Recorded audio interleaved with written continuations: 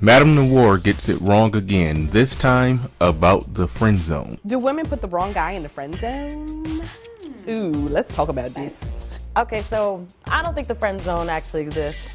Okay, I think the friend zone is a term that men use to define themselves as like a group of men and all the suitors who got sidelined for some asshole. And it's like, no, you just weren't the choice. Like, I don't have men in my friend zone, I just have friends. Like, you're either my friend or you're my guy. Either they don't know what friend zoning a person is, or they're pretending to not understand what the friend zone is. Because what you just described right there, that wasn't friend zoning a guy. That was called just simply rejecting a guy. You go on a couple dates and just realize you're not really feeling him. You know you're not going to ever have sex with him. So you break it off and you're done. That's cool. The friend zone is when you realize that you're not going to have sex with that guy. You know you're not interested in that guy like that, but there's other things about him that you find useful and beneficial, so you're going to use him for those things, dangling the carrot of sex over his head, or the, as Alan Roger Curry calls, the possibility of sex. You're dangling the possibility of sex over his head because you know he likes you so much. He's so infatuated with you. He wants you so bad that he'll accept you at whatever limited, diminished capacity that he could have you. So you're essentially, you're using him. You're putting him on a hamster wheel. That's what the friend zone is. The friend zone isn't you just rejected this guy. No, it's you know that he still likes you. You know that he still wants to have sex with you. So you're playing on that to get what you want from him. And that which you may want from him, it could be anything. He could just be a good listener. And so he's somebody who you feel you can dump all your problems on. He'll be technically your emotional tampon. You can just talk to him about all the problems, everything's going on at the job and all the random stuff that probably the guy you're having sex with isn't all that big on listening to, but you can dump all of that on him. Or maybe he knows how to fix stuff, how to put together an entertainment stand, knows how to fix a car. And the thing is, when you're getting all these things from him and he's doing all these things that a woman does need a guy for here and there, all the things that a woman needs a guy for other than sex, that's what you're using him for. But you're dangling that possibility of sex over his head. So sometimes after he does you one of these favors, you'll give him a big hug and then hold the hug for too long. Might even give him a kiss on the cheek. You might even get a little touchy-feely every now and then. You just dangle that possibility. When you and your friends go out, you'll call him up and say, hey, we're out here. Why don't you come out for drinks or whatever? Sometimes you get this guy to buy drinks for you and your friends. Sometimes you don't. Sometimes you just ask him to just hang out. That's part of that hamster wheel stuff. He's hanging out. He's thinking, maybe something might happen today, or if not, oh well. But hey, I'm getting to hang out with this really attractive woman that I really like, and you're just dangling around in the friend zone. She's just using you. She's just soaking up whatever she can get from you other than sex. And if a woman doesn't think anything is wrong with that, well, let's flip it around. Let's just say a guy took a woman out on 2 dates. By the second date, he realized that she was just absolutely infatuated with him, but he figured out that I'm not really feeling her. I don't like her. She's just, I'm just not attracted. Her body ain't as nice as I like it to be. She's just not as cute as I would like a chick to be. She too tall, she too short, she's whatever. But on that second date, or that first date, or whenever, when we were around, man, she made some great lasagna.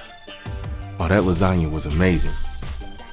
So even though you know that you're not interested in dealing with this woman or having sex with this woman or having anything to do with this woman, as far as what she wants, because she wants to have sex with you, she wants a relationship with you.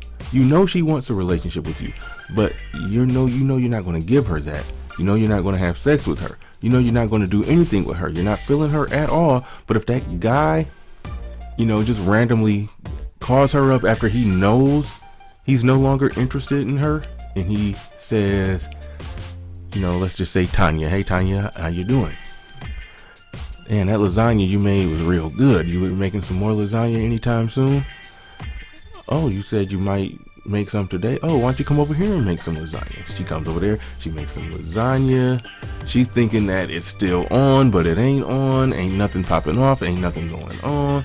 He's just enjoying the lasagna. He's watching the game. He invited one of his friends over. His friends ate the lasagna. Everybody eating the lasagna and the breadsticks, and they just having a great time. And they like, hey, is that your girl? No, that's just my friend. And they just enjoying the lasagna. When it's time for her to go, he gives her a good hug, rubs on the small of her back, does all kind of little touchy-feely stuff, and just gestures her out the door and sends her on her way. And she just leaves feeling stupid, like, damn, what was that? And while they were there eating the lasagna, she mentioned how her dad, you know, gets free tickets to, let's just say they live in LA. Their dad gets free tickets to the Lakers game. And he realizes, damn, your dad get free tickets to the Lakers game? Oh, he got season tickets? Oh, he bought 4 season tickets at the start of the year. Oh, so you can just take 4 friends to the Lakers game whenever you want. Pretty much, as long as my dad isn't going with his friends, we can just go to, yeah. And then so now you're going to the Lakers games with her, and you're bringing your friends, and all kind of stuff is going on. You're using her for the tickets to the Lakers game. She'll come by, she'll cook something. She's a good cook. The woman you're having sex with, not really all that much of a cook, not really resourceful, not going to help you get to the Lakers game, but whoo, she got a body and she look good. So that's the one you're fucking, but you're going to use this other chick for lasagna and Laker tickets. I'm quite sure any woman who's looking at that situation, understanding that woman is infatuated with that guy and really wants a relationship from that guy, would look at that guy and say, hey, you kind of being an asshole.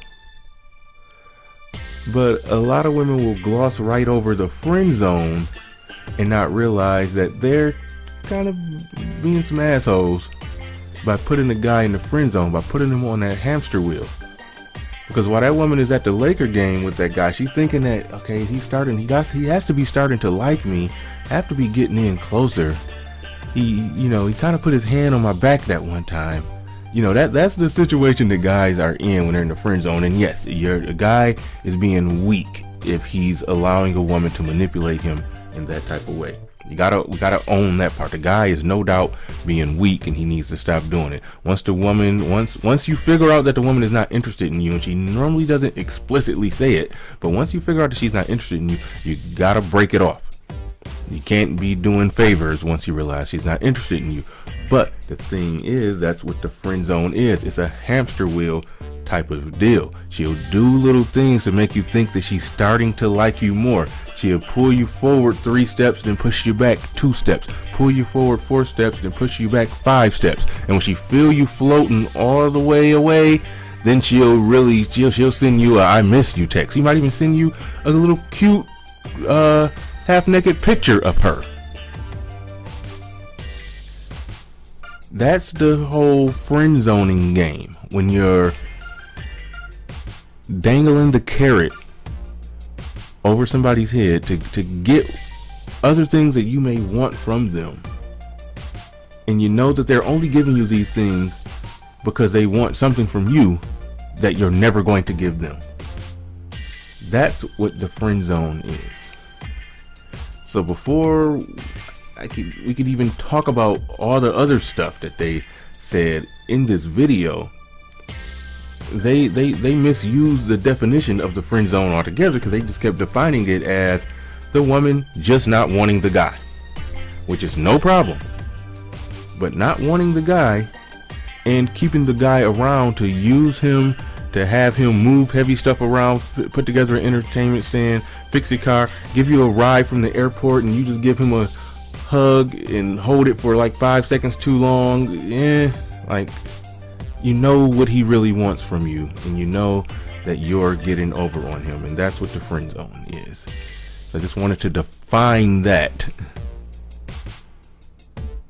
on behalf of everything that I saw in this video, where they just said a lot of things that did not correspond with the reality in regards to the friend zone.